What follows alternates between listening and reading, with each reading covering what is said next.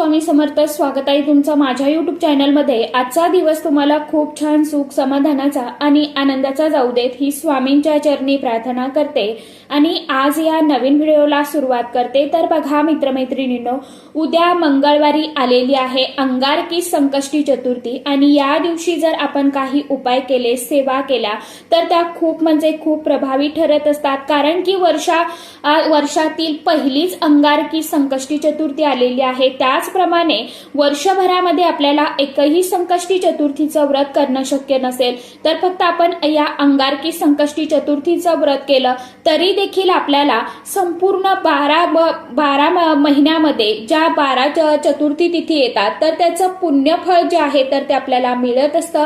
त्यामुळे जर उद्या तुम्हाला शक्य असेल तर आवर्जून तुम्ही व्रत उपवास करायचा आहे. आता उपवास व्रत करणं जर शक्य नसेल तर मग अशा वेळेस फक्त गणपती बाप्पांची पूजा सेवा केली तरीही चालेल. या दिवशी जर आपण काही घरामध्ये सेवा केल्या, उपाय केले तर ते खूप प्रभावशाली ठरत असतात.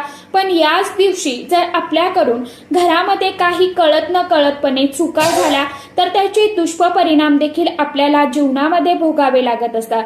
कारण की भरपूर वेळा आपल्याला काही गोष्टी ह्या माहीत नसतात आणि आपल्याकडून त्या चुका अलगद होऊन जातात. आपण जाणून बुजून तर या चुका करत नाही, पण आपल्याकडून ह्या चुका झाल्यामुळे आपण जी काही सेवा करतो, पूजा करतो तर त्याचं फळ जे आहे आपल्याला तर ते प्राप्त होत नाही आणि आपण म्हणतो की मी तर इतकी सेवा करते, मी तर एवढी पूजा करते, मग माझ्यामध्ये असं का होतं, मला का फळ मिळत नाही, उलट त्याचे दुष्परिणाम भोगावे लागतात. आता या अंगारकी संकष्टी चतुर्थीच्या दिवशी आपण जेव्हा गणपती बाप्पांना नैवेद्य बनवत असतो त्यावेळी आपल्याला काही गोष्टींची काळजी जी आहे तर ती आवर्जून घ्यायची आहे. काही अशा भाज्या आहे की ज्या या दिवशी चुकून सुद्धा आपल्याला घरामध्ये बनवायच्या नाहीये. भलेही तुम्ही या दिवशी उपवास धरलेला नसेल किंवा असेल तरी पण घरामध्ये या भाज्या आपण बनवायच्या नाही. त्याचप्रमाणे या अंगारकी संकष्टी चतुर्थीला अशा काही चुका आहे की ज्या चुकून सुद्धा करायच्या नाही. आता या दिवशी काय करावं, काय करू नये, कोणत्या चुका आपल्याला टाळायच्या आहे आणि त्याचप्रमाणे कोणत्या भाज्या आपल्याला उद्याच्या दिवशी घरामध्ये बनवायच्या नाहीये. म्हणजे मंगळवारला संकष्टी चतुर्थीच्या दिवशी आपल्याला कोणत्या भाज्या बनवायच्या नाही याविषयीची संपूर्ण माहिती आजच्या या नवीन व्हिडिओमध्ये मी तुमच्या बरोबर शेअर करणार आहे. त्यामुळे तुम्ही हा व्हिडिओ स्किप न करता शेवटपर्यंत नक्की बघा. चॅनलवरती तुम्ही जर हा व्हिडिओ पहिल्यांदा बघत असाल तर चॅनलला आवर्जून सबस्क्राईब करा आणि असेच नवनवीन माहितीपूर्ण व्हिडिओ बघण्यासाठी समोरील बेल आयकॉनलाही प्रेस करा.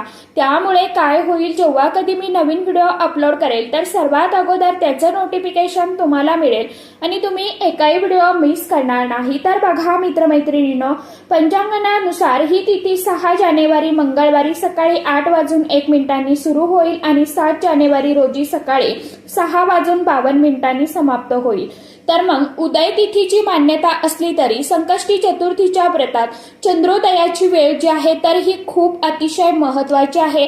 त्यामुळे आपल्याला अंगारकी संकष्टी चतुर्थीचं व्रत हे मंगळवारीच करायचं आहे. आता या दिवशी अनेक शुभ योग जे आहेत तर ते जुळून देखील आलेले आहे. सर्वार्थ सिद्धी योग 7:15 ते दुपारी 12:17 पर्यंत असेल.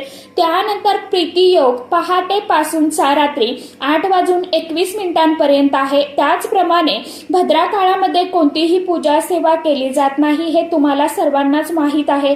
मग या दिवशी भद्रा काळ देखील आहे. तर मग या दिवशी सकाळी 40 मिनिटांसाठी भद्रा काळ असणार आहे. आता भद्रेचा प्रारंभ हा सकाळी 7:15 सुरू होईल आणि समाप्ती ही सकाळी 8:01 होणार आहे. या भद्रेचा वास पृथ्वीवरती असल्याने या काळामध्ये कोणतेही शुभ कार्य करणे जे आहे तर ते टाळायचे असतात. त्यामुळे आपण 8:15 ते 8:15 जो वेळ आहे ना तर त्या काळामध्ये ही पूजा सेवा चुकूनही करायची नाही. मग पौष महिन्यातील अंगारकी संकष्टीची पूजा भद्रा संपल्यानंतरच करायची आहे. मग अगदी 8 नंतर तुम्ही अंगारकी संकष्टी चतुर्थीची जी काय पूजा सेवा, गणपती बाप्पांची आराधना आहे तर ती पूजा नक्कीच करू शकता. आता गणेश पूजेसाठी शुभ मुहूर्त हा सकाळी 9:51 ते दुपारी 1:45 दरम्यान शुभ मुहूर्त असणार आहे. तुम्ही या काळामध्ये पूजा नक्कीच करू शकता. त्याचप्रमाणे अभिजित मुहूर्त हा दुपारी 12:06 ते 12:48 पर्यंत असेल. राहू काळ या दिवशी दुपारी 3 वाजून मिनिटे ते 4:21 असून या काळामध्ये पूजा टाळावी. राहू काळामध्ये कोणतीही पूजा केली जात नाही आणि राहू काळामध्ये केलेली पूजा जी आहे तर ती सफल ठरत नाही. त्यामुळे मंगळवारी दुपारी 4:21 पूजा चुकून सुद्धा करायची नाही. हा काळ आपल्याला संपूर्णपणे टाळायचा आहे. याची आपल्याला काळजी घ्यायची आहे. 6 जानेवारी रोजी चंद्रोदयाची वेळ ही रात्री 8:54 असेल. त्यामुळे आपण अंगारकी संकष्टी चतुर्थीचा उपवास हा 8:54 नंतरच सोडायचा आहे. आता संकष्टी चतुर्थी जेव्हा आपण उपवास करत असतो त्यावेळी चंद्रोदयाच्या वेळेला खूप विशेष अनन्यसाधारण असं महत्व आहे.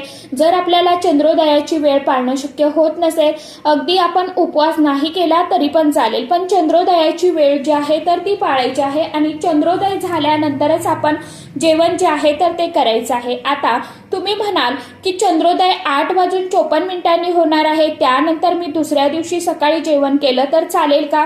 असं नाही, आपण चुकूनही करायचं नाही. कारण की गणपती बाप्पा हा अबालवृद्धांचा देवता आहे आणि गणपती बाप्पाला स्वतःला भूक ही अनावर होत नाही. त्यामुळे अगदी आपण 8:54 नंतर तुम्ही उपवास व्रत जे आहे तर ते सोडू शकता.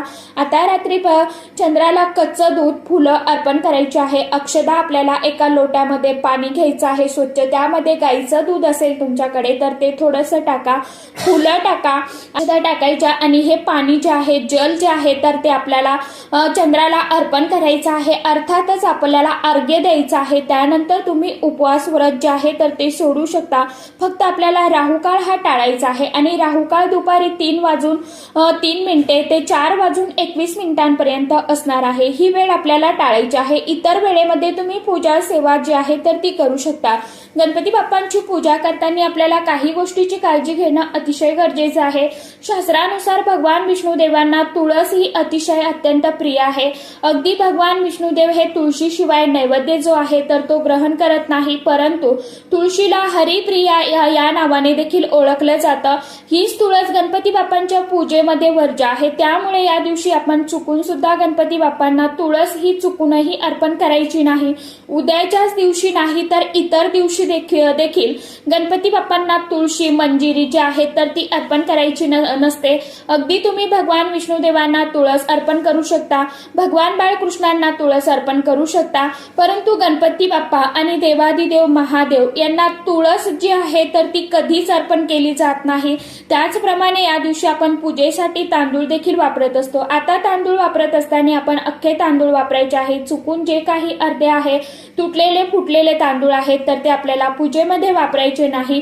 ज्या काही वस्तू घेतो तर त्या अख्ख्या असाव्या. अर्ध्या तुटलेल्या वस्तू असतील तर त्या आपण पूजेमध्ये घेतो, मग त्या पूजेचं आपल्याला फळ जे आहे तर पाहिजे तसं मिळत नाही. देवपूजेसाठी आणि कोणत्याही धार्मिक विधीसाठी अखंड तांदूळाचा वापर जो आहे तर तो करायचा असतो. ही गोष्ट तुम्ही नेहमी लक्षात ठेवा. त्याचप्रमाणे आपण जेव्हा पूजा करायला बसणार आहोत तर त्या पूजेच्या अगोदरच आपण घरामध्ये गोमूत्र शिंपडायचं आहे. अगदी गोमूत्र तुमच्याकडे नसेल तर थोडंसं पाणी घ्या, गंगाजल घ्या, गुलाबजल घ्या किंवा साधं पाणी घ्या. त्यामध्ये चिमूटभर हळद टाकायची आहे आणि हे पाणी आपण घरामध्ये शिंपडायचं आहे. यामुळे घरातील निगेटिव्हिटी दूर होते आणि आपल्या घरामध्ये एक सकारात्मक ऊर्जेचा संचार जो आहे तर तो होत असतो. यानंतर आपण जी काही पूजा करतो, सेवा करतो तर ती सफल ठरत असते. कारण की भरपूर वेळा आपण घरामध्ये मांसाहार करत असतो किंवा घरामध्ये काही गोष्टी ज्या आहेत तर त्या आपण नकळतपणे बोलून जातो. नकारात्मकता दूर होण्यासाठी आपण घरामध्ये गोमूत्र शिंपडावं, हळदीचं पाणी आपण शिंपडायचं आहे.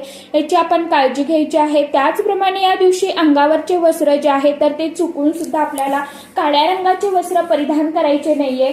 त्याचप्रमाणे या दिवशी आपल्याला लाल किंवा हिरव्या, पिवळ्या रंगाचे वस्त्र परिधान जे आहे तर ते करू शकता.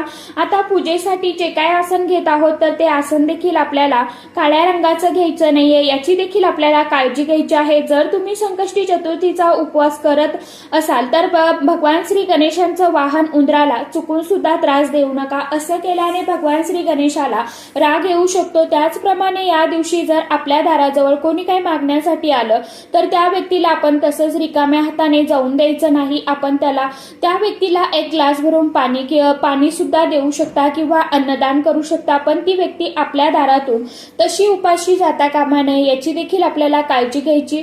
त्याचसोबत या दिवशी आपल्या घरातील अशा काही वस्तू आहे की त्या चुकून सुद्धा कुणाला द्यायच्या नाही। पहिलं तर ते म्हणजे मीठ, कारण की मीठ हे साक्षात माता लक्ष्मी स्वरूप मानलं जातं।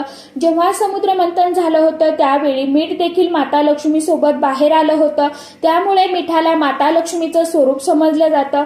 यामुळे या दिवशी आपण मीठ हे कुणालाही द्यायचं नाही। त्यानंतर दुसरी वस्तू आहे ते म्हणजे धने। हे धने जे आहेत तर हे धनप्राप्तीसाठी खूप अतिशय अत्यंत महत्वाचे मानले जातात।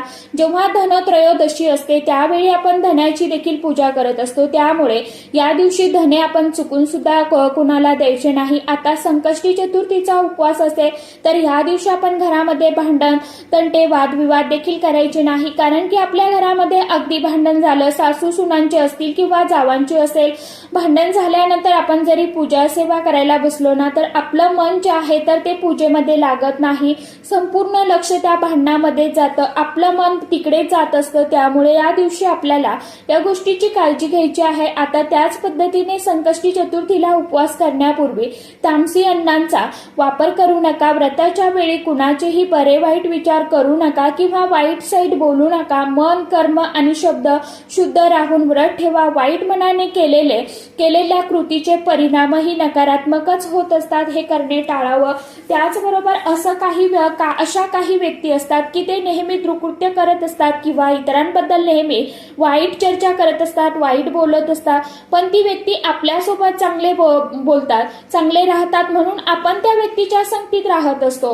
पण या दिवशी अशा व्यक्तींच्या इथे जेवण चुकूनही करायचं नाही। आपण जर असं केलं आपण देखील त्या पापाचे भागीदार होत असतो। आता जेव्हा गणपती बाप्पांना नैवेद्य अर्पण करतो तर त्यावेळी जास्त तेलाचा नैवेद्य असेल तर तो तेलाचा नैवेद्य कुणीही अर्पण करायचा नाही। अगदी तुम्ही तुपाचे पदार्थ बनवू शकता, पण जास्त तेल टाळायचं आहे। त्यासोबतच जे काही तिखट मसालेदार पदार्थ आहे ते देखील आपण गणपती बाप्पांना चुकून सुद्धा दाखवायचा नाहीये तो नैवेद्य। अगदी भाजी पोळीचा असेल तरी पण त्यामध्ये तिखट मसालेदार पदार्थ जे आहेत तर ते नसावे, आपल्याला याची काळजी घ्यायची आहे। या दिवशी मोदक देखील अर्पण करू शकता, मोतीचूरचे लाडू तुम्ही नैवेद्य म्हणून गणपती बाप्पांना अर्पण करू शकता, गुळ खोबऱ्याचा नैवेद्य अर्पण करू शकता। तो थोडा वेळ बाप्पांसमोर ठेवायचा, त्यानंतर आपण थोड्या वेळाने तो नैवेद्य ग्रहण करायचा। तसेच आता या दिवशी आरती देखील करायची असते। मग आपल्या इथे लहान मुलं देखील असतात, ते नैवेद्यासाठी हट्ट करत असतात, तर मग अगदी तुम्ही त्यांना नैवेद्य दिला तरी पण चालेल, कारण की लहान मुलं ही देवाघरची फुलं असतात, साक्षात गणपती बाप्पांचं स्वरूप असतात, त्यामुळे तुम्ही त्यांना तो नैवेद्य देऊ शकता। आता संकष्टी चतुर्थीला जो काही नैवेद्य बनवणार आहोत त्यामध्ये आपल्याला कांदा लसणाचा वापर जो आहे तर तो करायचा नाही, कारण की कांदा लसण हा तामसिक आहारामध्ये मोडला जातो। त्याचप्रमाणे संकष्टी चतुर्थीच्या अगोदरच्या दिवशी देखील आपण संध्याकाळी मांसाहार हा पूर्णपणे वर्ज्य करायचा आहे। या दिवशी देखील मांसाहार आपण चुकूनही करायचा नाही। या दिवशी अशा काही भाज्या आहे की चुकून सुद्धा बनवायच्या नाही। पहिलं म्हणजे या दिवशी रताळ्याची भाजी असेल किंवा शिरा असेल, अगदी गोबीची भाजी असेल तर या दोन भाज्या आपण चुकूनही बनवायच्या नाही। त्याचप्रमाणे लसूण, कांदा देखील आपण वर्ज्य करायचा आहे। संकष्टी चतुर्थीचं व्रत, चंद्राची पूजा आणि जल अर्पण केल्याशिवाय पूर्ण मानली जात नाही। जर तुम्ही असे केले नाही तर तुमचे व्रत सफल होणार नाही, त्यामुळे या गोष्टींची देखील आपल्याला आवर्जून काळजी घ्यायची आहे। तर अशा पद्धतीने आपल्याला उद्याच्या दिवशी ह्या दोन भाज्या ज्या आहेत तर त्या चुकूनही घरामध्ये बनवायच्या नाहीये। तर चला, आजच्या व्हिडिओमध्ये इतकीच माहिती होती। कशी वाटली नक्की सांगा। व्हिडिओ आवडला तर चॅनलला आवर्जून लाईक, शेअर, सबस्क्राईब जरूर करा। परत भेटूया नवीन माहितीसोबत, नवीन व्हिडिओसोबत। तोपर्यंत सर्व माझ्या यूट्यूब परिवाराला श्री स्वामी समर्थ।